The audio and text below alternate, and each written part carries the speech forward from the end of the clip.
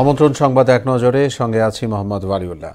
জুলাই আন্দোলনে সংগঠিত গণহত্যার দায়ে মানবতা বিরোধী অপরাধের মামলায় হাসিনা কামালকে ফাঁসির দড়িতে ঝুলিয়ে মৃত্যুদণ্ড কার্যকরের নির্দেশ দিয়েছেন আন্তর্জাতিক অপরাধ ট্রাইব্যুনাল। একই সঙ্গে দোষ স্বীকার করে রাজসাক্ষী হয়ে ট্রাইব্যুনালের সাবেক প্রধানমন্ত্রী ও স্বরাষ্ট্রমন্ত্রীর বিরুদ্ধে সাক্ষ্য দেয়া সাবেক আইজিপি চৌধুরী আব্দুল আল মামুনকে 5 বছরের কারাদণ্ড দেওয়া হয়।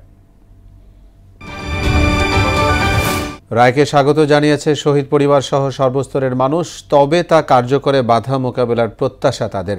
আবেগ আপ্লুত কেউ কেউ হাইকোর্টের সামনে সেজদায় লুটিয়ে পড়েন। রায় কার্যকর হলেই শহীদদের আত্মা শান্তি পাবে বলে মনে করেন তাদের স্বজনরা। শেখ হাসিনার মৃত্যুদণ্ডাদেশে ন্যায় বিচার প্রতিষ্ঠিত হয়েছে উল্লেখ করে বিএনপির স্থায়ী কমিটির সদস্য সালাউদ্দিন আহমদ বলেন, ট্রাইব্যুনালের এই রায় মাইল ফলক হয়ে থাকবে।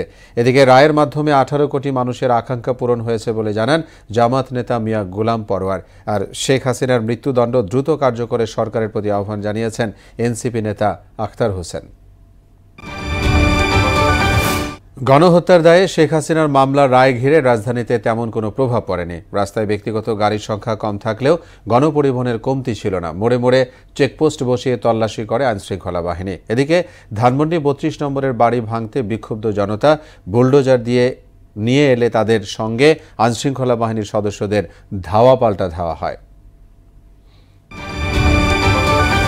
রাজনৈতিক দলের সহযোগিতা না পেলে প্রশ্নবিদ্ধ নির্বাচনের আশঙ্কা জানিয়েছেন সিইসি এম নাসির উদ্দিন। নির্বাচন ভবনে রাজনৈতিক দলের সংলাপে তিনি এই আশঙ্কা জানান। এ সময় সব দলের জন্য লেভেল প্লেইং ফিল্ডের দাবি জানিয়ে একাধিক ধাপে ভোট গ্রহণের প্রস্তাব দেন দলগুলোর প্রতিনিধিরা।